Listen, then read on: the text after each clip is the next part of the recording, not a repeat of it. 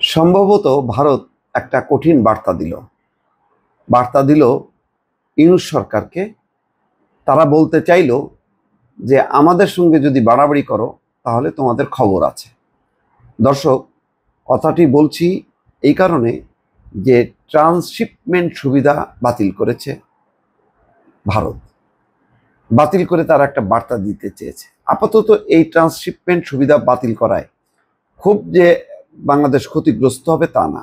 নেপাল, ভুটানে এমন পণ্য এমন ভলিউমে পাঠায় না যেটা একেবারে ভারত মানে না হলেই নয়, তা না। কিন্তু এর মধ্যে দিয়ে একটা বার্তা আছে। বার্তা কি জানেন?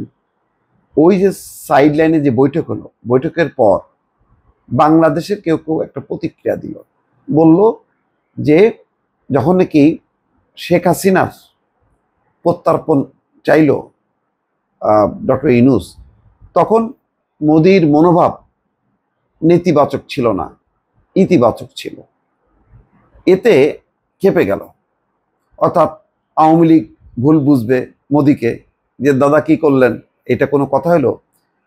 তো যেহেতু একেবারে মানে আওয়ামী লীগ এবং শেখ হাসিনাকে আগলে রাখতে চাই, এমনিতেই তো একটা কষ্ট আছেই যে ডক্টর মোহাম্মদ ইউনূসের সঙ্গে বসার মধ্যে দিয়ে একটা মেনে নেয়া বর্তমান পরিবর্তিত রাজনৈতিক প্রেক্ষাপটকে বা ডক্টর ইউনূসকে।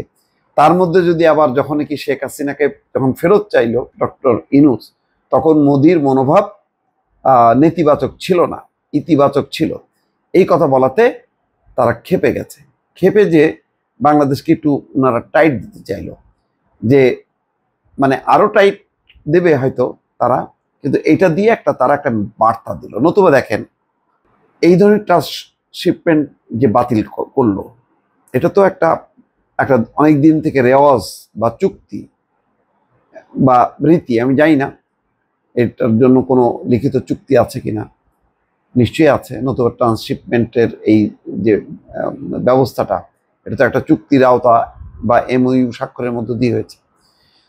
এইটা মনে করেন, আজকে চোখ বন্ধ করে দেখেন শেখ হাসিনা ক্ষমতায়, যদি ক্ষমতায় থাকতো শেখ হাসিনা, তাহলে কি নরেন্দ্র মোদী বা ভারত সরকার বাংলাদেশের সঙ্গে কোনো রকম কথাবার্তা না বলে, চিঠি না দিয়ে এইভাবে একতরফাভাবে বাতিল করতো না। কিন্তু ডক্টর ইউনূস বা তার প্রশাসন বা সরকারের সঙ্গে তেমনটা করলো কেন?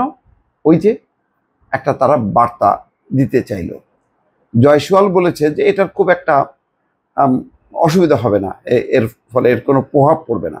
হ্যাঁ, প্রভাব পড়বে না, কিন্তু ওই যে একতরফাভাবে বাতিল করা। মনে করেন এখন যে ট্রানজিটটা ব্যবহার করে ভারত বাংলাদেশের ভেতর দিয়ে তার পণ্য চলাচলের জন্য, যদি বাংলাদেশ বাতিল করে দেয় আলোচনা ছাড়া, তাহলে এটা কি ভারত ভালোভাবে নেবে?